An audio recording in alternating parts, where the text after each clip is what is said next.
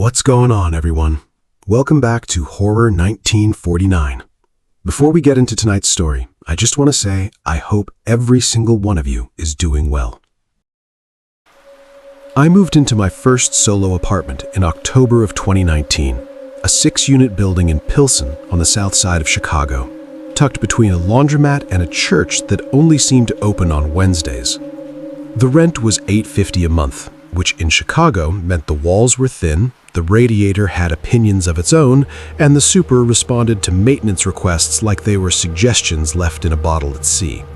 But it was mine. I was 24, freelancing as a graphic designer, picking up contract work off Upwork and the occasional gig from a print shop on Ashland Avenue.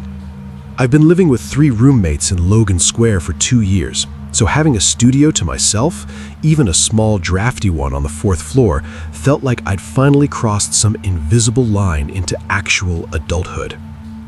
The building had 6 units, 2 per floor on floors 3 and 4, and 2 larger ones on the 2nd floor that I never saw inside. The ground level was a nail salon that closed at 6 every day. I was in 4A. Across the hall was 4B. I met my neighbor once, the day I moved in. He opened his door while I was dragging a box of books down the hallway, and we made eye contact for exactly the amount of time it takes to decide whether or not to say something. He was older, maybe late 40s, with a shaved head and a face that looked like it had been tired for a long time. He gave me a nod. I said, "Hey," he closed his door. That was it. His name, according to the mailbox labels in the lobby, was Gerald Moy. For the first few weeks, I barely thought about him. The walls were thin enough that I could hear his TV sometimes, always tuned to what sounded like news broadcasts, the low murmur of anchors and weather reports bleeding through the plaster at odd hours. He kept strange schedules. I'd hear his door open and close at 2, 3 in the morning, footsteps on the stairs that always moved slowly, deliberately, like someone trying not to be heard. I figured he worked nights. Plenty of people do. The first thing that actually caught my attention was the smell. It showed up about 3 weeks after I moved in, a thick, sour odor that I assumed was coming from the garbage chute at the end of the hall.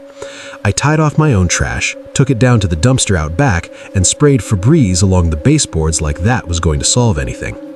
The smell faded for a day. Then it came back, heavier, settling into the carpet like it had always been there and had just been waiting for permission. I mentioned it to the woman in 3A, Danielle, a nursing student who always seemed to be carrying either a textbook or a Monster Energy. She wrinkled her nose and said she'd noticed it too, but only on the 4th floor. She thought a rat had died in the walls. Told me to call the super, which I did. He never came. The second thing was the lock. Gerald had a second lock on his door, not a deadbolt. Those came standard with every unit. This was something he'd installed himself, a heavy-duty hasp and padlock, the kind you'd see on a storage unit or a shed. The screws were drilled directly into the door frame. I noticed it one afternoon when I was heading out for coffee and his door was slightly ajar, the padlock hanging open and catching the light. Through the gap, I could see a narrow strip of his apartment, dark curtains, the blue glow of a screen, and what looked like plastic sheeting taped along the wall. He pulled the door shut before I could register anything else. I heard the padlock click into place from the other side. I told myself it was insulation, or maybe he was painting. The thing that actually made me uncomfortable didn't happen until late November. I was up past midnight working on a logo redesign, headphones on, when I felt a vibration through the floor, a deep, rhythmic thudding that I could feel in the soles of my feet. I pulled off my headphones. The sound was coming from 4B. It was steady, almost mechanical, like someone hammering something at measured intervals. It lasted about 20 minutes, then stopped so abruptly that the silence felt louder than the noise had been. The next morning, I saw Gerald in the hallway. He was carrying a black garbage bag that he held away from his body, gripping the top with both hands. The bag was heavy. I could tell by the way it stretched at the bottom, the plastic straining. He saw me watching and shifted his body so the bag was between him and the wall, partially hidden. He nodded at me the same way he always did and headed down the stairs. Through the stairwell window, I watched him walk past the dumpster and put the bag directly into the trunk of his car, an older gray Honda Civic parked on the street. That detail stayed with me. If it was just garbage, why not use the dumpster 10 feet away? I started paying closer attention. Over the next 2 weeks, I kept a kind of unconscious log. The hammering happened 3 more times, always between midnight and 3 a.m., always in the same measured rhythm. The smell came and went, peaking every few days before fading. Gerald left with black bags twice more that I saw, always to the trunk of his car, always at odd hours. Once I passed his door and heard what I thought was a radio, but the more I listened, the more it sounded like a recording of a woman's voice, the same few sentences playing on a loop, muffled through the wall. I couldn't make out the words. I thought about calling the police, but what would I say? My neighbor takes out his trash weird? He hammers stuff at night? I could already hear how that conversation would go. Instead, I did something I'm still not sure was smart or stupid. I looked him up. Gerald Moy returned exactly one relevant result. A 2016 article from the Chicago Tribune's crime section, archived online. A woman named Karen Loomis had filed a restraining order against a Gerald Moy after a 7-month relationship that she described as controlling and threatening. The order was granted. There was no follow-up article. When I searched for Karen Loomis, I found a missing persons listing from 2017. She'd last been seen leaving her apartment in Bridgeport. The case was still open. My hands were shaking when I closed my laptop. I sat there in my studio at 1 a.m, listening to the muffled drone of his television through the wall, and tried to talk myself out of the conclusion that was forming. It was circumstantial. People share names. Restraining orders don't make someone a killer. Missing doesn't mean dead. But the smell, the bags, the plastic on the walls, the padlock. I called the non-emergency police line the next day. I told the officer what I'd noticed, the smells, the noise, the bags. She took my information politely, asked if I'd witnessed any violence or heard anyone in distress. I said no. She said they'd send someone to do a welfare check if I wanted. I said yes. 2 days later, a pair of officers knocked on 4B. I watched through my peephole. Gerald opened the door, just a crack, and spoke to them for less than 3 minutes. They never went inside. One of them laughed at something he said. They left. One of the officers knocked on my door afterward and told me everything seemed fine. Gerald was a quiet guy who kept to himself, said the smell was probably the building's plumbing, old pipes.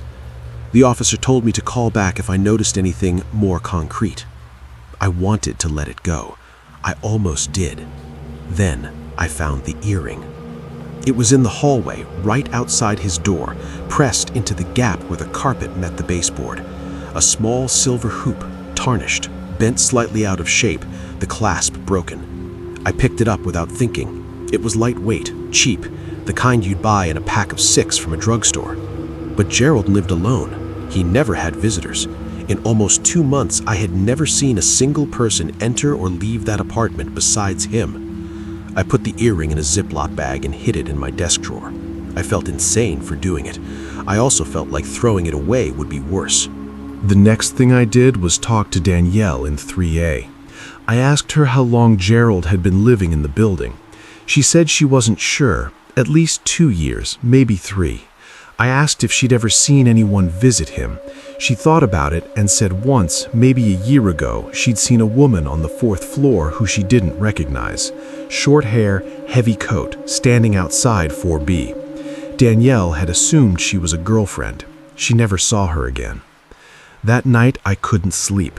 Every sound from the other side of the wall, the creak of a floorboard, the hum of his refrigerator, the soft click of a light switch landed on me like a weight.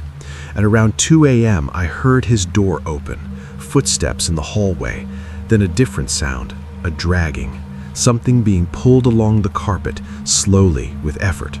It lasted maybe 10 seconds before his door closed again and the padlock clicked shut. I lay in bed, staring at the ceiling, and made a decision. The next morning, I went to the Chicago Police Department's 12th District Station in person. I brought everything I had: the Tribune article, the missing persons listing for Karen Loomis, the earring in its Ziploc bag, and a written timeline of every noise, every smell, every bag I'd seen him carry to his car. I sat across from a detective named Padilla and laid it all out. He listened without interrupting. When I finished, he leaned back and asked me one question: "Has he ever directly threatened you?" I said no. He told me that what I had wasn't enough for a search warrant. It was observations and a coincidence with a common name. He said they'd look into it, open a file, maybe send someone to talk to Gerald again. He took the earring. He thanked me for coming in. I left the station feeling like I'd screamed into a well. 2 more weeks passed. December in Chicago was brutal. Dark by 4:30, wind that cuts through every layer. I worked, I slept, I tried to live my life. The smell had gotten worse. My eyes watered when I walked down the hallway. I started breathing through my mouth every time I passed 4B. Then one evening, I came home from a grocery run and found the hallway door to 4B wide open. Gerald was gone. His car wasn't on the street. The padlock was missing. I stood in the hallway for a full minute, holding a bag of groceries, my heart slamming against my ribs. The smell was pouring out of that apartment like heat from an oven, and behind the smell, something else, a sweet chemical undercurrent that I'd later learn was industrial-strength bleach mixed with something acidic. I called 911. The police arrived in 12 minutes. When they entered 4B, the first officer covered his mouth with his sleeve and immediately radioed for backup. Within an hour, the building was surrounded by squad cars and a forensic unit van. They found the source of the smell in the bathroom. The bathtub had been lined with layers of plastic sheeting and duct tape, creating a kind of basin. Inside were chemical containers, bottles of lye, drain cleaner, and hydrogen peroxide arranged neatly along the rim. The residue in the tub tested positive for human biological material. On the floor of the closet, beneath a false panel Gerald had installed himself, they found a box containing personal items: 3 cell phones with the SIM cards removed, a collection of women's jewelry in small plastic bags, and a bundle of IDs belonging to 4 different women. One of the IDs belonged to Karen Loomis. The investigation that followed took months. I followed it from a new apartment on the north side. I broke my lease 3 days after the forensic team left, slept on Danielle's couch until I found a place in Edgewater, and never went back to that building. Gerald Moy was arrested at a gas station in Joliet, about 40 miles southwest of Chicago, 12 days after he disappeared from the building. His car contained cleaning supplies, a change of clothes, and $800 in cash. He did not resist arrest. The case went to trial in 2021. The evidence from apartment 4B, combined with DNA analysis and phone records, linked him to the disappearances of 4 women over a span of 6 years. Karen Loomis was the second. The prosecution argued that he had lured them to his apartment, killed them, and used chemical dissolution to dispose of the remains, transporting what was left in garbage bags to various locations along rural highways south of the city. He was convicted on 3 counts of first-degree murder. The 4th case, the earliest victim, a woman named Diana Marsh, could not be conclusively proven due to insufficient physical evidence, though investigators believe she was his first. He was sentenced to life without parole. I testified at the trial, just briefly, confirming the timeline, the smells, the bags, the sounds. The prosecutor thanked me. The detective, Padilla, shook my hand in the hallway afterward and told me that my report had been flagged in the system, and that when Gerald's apartment was finally entered, my file was one of the reasons they knew where to look. That should have felt like enough. It didn't. I think about the earring constantly, which of them it belonged to. The apartment was clean when I moved in. I want to be clear about that, because later people kept asking me if I noticed anything when I first walked through, as though a place that hides something should announce it, like the walls ought to bleed or the lights should flicker on cue. They don't. The apartment was clean. Fresh paint, beige carpet that still had vacuum lines in it, a kitchen so spotless it looked like a photograph in a leasing brochure. That was the whole point. That's why I signed the lease. I was 54 years old and starting from zero. 31 years of marriage to a man I thought I understood, ending in a 6-month legal unraveling that left me with a Subaru, half of a retirement account, and the sudden need to find a place to live in a city where rent had tripled since the last time I'd looked. My daughter, Val, lived in Seattle and kept offering me her guest room, but I wasn't ready to become someone's charity project. I needed walls of my own, even if they were thin, even if they were temporary. Briarwood Gardens was a 3-story U-shaped building from the 1960s. 36 units arranged around a courtyard that had probably been charming once, but had since been paved over and turned into a parking area. The property manager was a man named Dale Frick, mid-60s, ruddy face, a voice like gravel being stirred.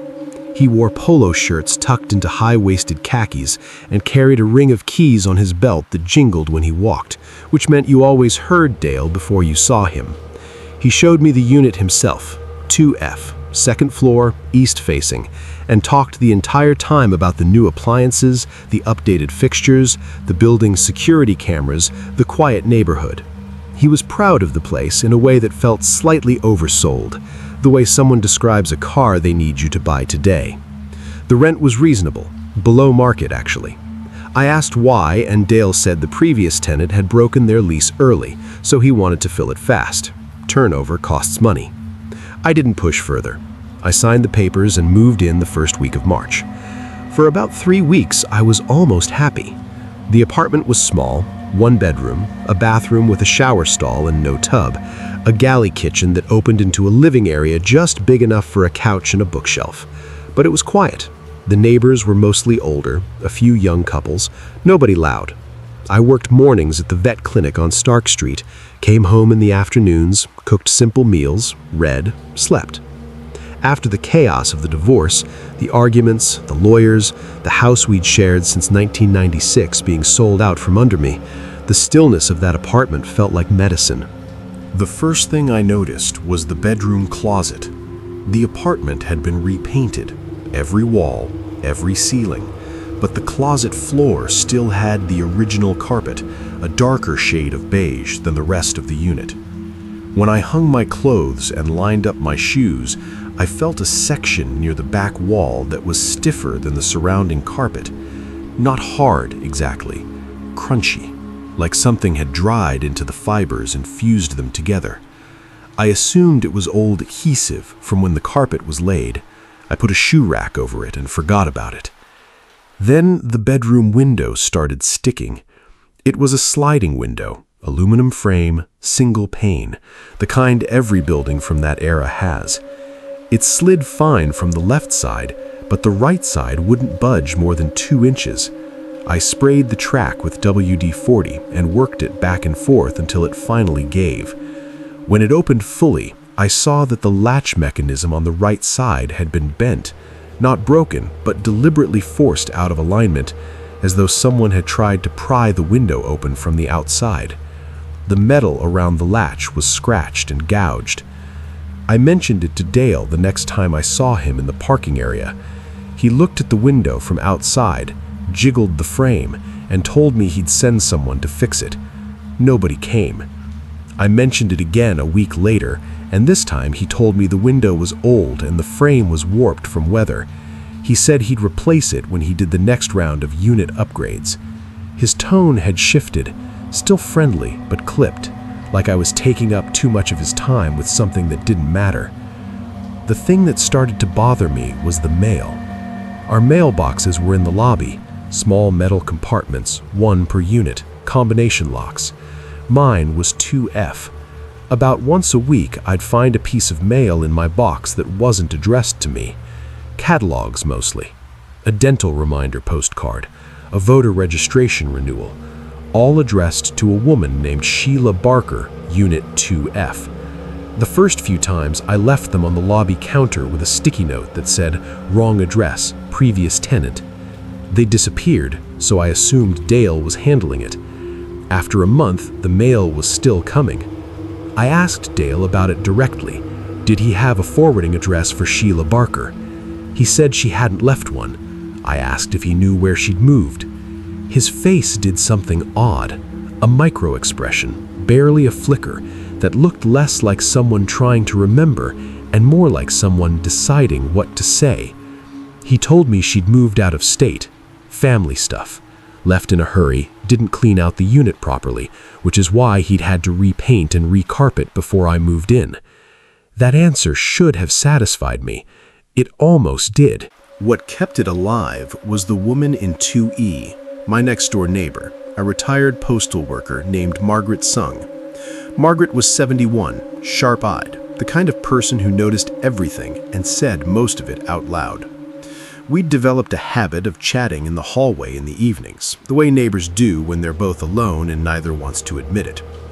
One night in mid-April, I mentioned the mail situation, and Margaret set down the watering can she was using on the potted fern outside her door and looked at me with an expression I hadn't seen from her before. She said, "Sheila didn't move." I asked what she meant. Margaret told me that Sheila Barker had lived in 2F for about 3 years. Quiet, kept to herself, worked remotely for some kind of data entry company. They weren't close, but they talked. Margaret knew Sheila had been dealing with a difficult ex-boyfriend, a man who'd been calling her, showing up at the building, once leaving a note wedged in the frame of her apartment door. Sheila had told Margaret she was scared. Margaret had told Sheila to call the police. Sheila said she had, twice, and they'd taken reports, but nothing came of it. Then in early January, 2 months before I moved in, Margaret stopped seeing Sheila. The lights in 2F stayed off. The mail piled up in the box until Dale emptied it. Margaret knocked on the door several times over the course of a week. On the 8th day, she went to Dale and asked him to check on Sheila. Dale told her Sheila had moved out. He said she'd given 30 days notice and left on the 1st of January. Margaret said that was impossible. She'd spoken to Sheila on December 28th, and Sheila had mentioned nothing about moving. Sheila had, in fact, just ordered a new set of curtains online and asked Margaret to accept the package if it arrived while she was at work. Margaret told Dale this. Dale told Margaret she must have the dates confused. Margaret did not have the dates confused. I sat in the hallway outside my apartment, listening to Margaret tell me this, and felt something cold settle into my chest like a stone dropped into water. I thought about the carpet in the closet, the stiff, crunchy patch near the back wall. I thought about the window latch, bent and scratched from the outside. I thought about how clean the apartment had been, how freshly painted, how completely scrubbed of every trace of the woman who had lived there before me. I asked Margaret if she'd called the police. She had. In late January, she'd filed a welfare check request. 2 officers came, spoke with Dale, and Dale showed them the lease termination form Sheila had supposedly signed.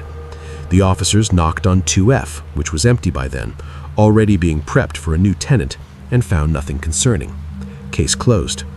Margaret had called twice more after that. Each time she was told there was no evidence of foul play and no grounds for further investigation. I spent that night sitting on my couch, unable to make myself go into the bedroom. The apartment I'd been so grateful for, the fresh paint, the clean carpet, the below-market rent, now felt like a stage set designed to look normal enough that nobody would think to look underneath. The next morning before work, I drove to the Multnomah County Records Office downtown. I requested any permits or work orders filed for the Briarwood Gardens property in the past 6 months. There were 2, a plumbing repair in Unit 1C, filed in November, and a unit renovation, paint, carpet, fixtures for Unit 2F, filed on January 5th, 5 days after Sheila supposedly left. The work was completed January 18th, and the contractor listed on the permit was a company called Frick & Sons Property Services. Dale had done the renovation himself. I started to shake in the records office. The clerk asked if I was all right. I told her I was fine, took photographs of the permits on my phone, and walked back to my car, where I sat for 20 minutes with the engine running and the heater on full, trying to organize what I knew into something that would sound credible to someone who hadn't been sleeping in that apartment for 6 weeks. That evening, I did 2 things. First, I pulled up the shoe rack in my bedroom closet and cut a small square of the stiff carpet with a kitchen knife. I sealed it in a plastic sandwich bag. The underside of the carpet was dark, not the uniform gray of old padding, but a deep brownish red that had soaked through the fibers and dried into the foam beneath. Second, I looked up Sheila Barker's name in every public database I could access. I found a LinkedIn profile, last active in December, a Facebook page with a cover photo of Mount Hood at sunset, no posts since December 23rd, and a 2019 police report naming a man called Troy Wyndham as the subject of a harassment complaint filed by Sheila Barker, Portland address, Unit 2F, Briarwood Gardens. Troy Wyndham had a record, 2 prior domestic violence charges, 1 dismissed, 1 resulting in a plea deal and probation. He'd violated the terms of his probation in 2020 and spent 4 months in county. His last known address was a motel on 82nd Avenue, less than 3 miles from Briarwood Gardens. I didn't sleep that night. I packed a bag, drove to a Holiday Inn near the airport, and called the Portland Police Bureau's non-emergency line from the hotel room. This time, I didn't report a vague concern. I gave them the carpet sample, the photographs of the permits, Margaret's account, the timeline, and Troy Wyndham's name. The detective assigned to the case was a woman named Reyes. She called me back 2 days later and told me they'd obtained a warrant to examine Unit 2F. I gave them my key and stayed at the Holiday Inn. The forensic team found what the paint and carpet had been designed to hide. Luminol revealed extensive bloodstain patterns in the bedroom, on the subfloor beneath the carpet, on the wall behind the fresh paint, concentrated near the closet and the window. The pattern was consistent with blunt force trauma. The window latch had been forced from outside. The bent metal carried trace DNA that matched Troy Wyndham, already in the system from his prior arrests. Sheila Barker's body was found 11 days later, buried in a shallow depression in Forest Park, 7 miles from the apartment. The cause of death was determined to be blunt force trauma to the head, consistent with the bloodstain evidence. Troy Wyndham was arrested at a worksite in Gresham. He confessed within hours, not out of guilt, but because he believed genuinely and chillingly that Sheila had brought it on herself by refusing to take him back. Dale Frick was charged separately. Not with murder, there was no evidence he knew what had happened before he entered the unit, but he had entered 2F in early January when the smell became noticeable to other tenants, found the blood, and made a decision. Instead of calling the police, he renovated. He ripped out the carpet, sealed the subfloor with primer, painted every wall, replaced the fixtures, filed the permits under his own company name, forged a lease termination in Sheila's handwriting, and rented the apartment to the first person who didn't ask too many questions. That person was me. Dale was convicted of evidence tampering, obstruction of justice, and filing a false police report. He received 3 years. Troy Wyndham was convicted of second-degree murder and sentenced to 25 years. Margaret Sung testified at both trials. She was steady, precise, and unshakable on the stand. She'd been right about everything from the beginning, and every person she'd reported it to had looked at a quiet building with fresh paint and decided that quiet meant safe. I never moved back into that apartment. I stayed at the Holiday Inn for a week, then took Val up on the guest room in Seattle. I lived there for 5 months while I found a new place, a small house in Ballard with a landlord I vetted so thoroughly she probably thought I was insane. I think about Sheila in a way that I can't fully describe to anyone who hasn't been through something like this. She was a stranger to me. We never met, never spoke, never occupied the same room at the same time. But I lived inside the space where she died. I hung my clothes over the place where her blood soaked through the carpet. I slept 10 feet from a window that a man had pried open to get to her. The thing that haunts me most isn't the evidence, or the trial, or the nights I spent listening to that building settle around me. It's the lease termination form Dale forged, the signature he faked. Because somewhere in a filing cabinet in a property management office, there's a piece of paper that says Sheila Barker chose to leave, that she packed her things and walked away and started a new life somewhere else. And for 2 months, that single lie was enough to make everyone, the police, the neighbors, even me, look at that apartment and see exactly what Dale wanted us to see. A clean unit, fresh paint, beige carpet with vacuum lines, a blank page where a woman used to be.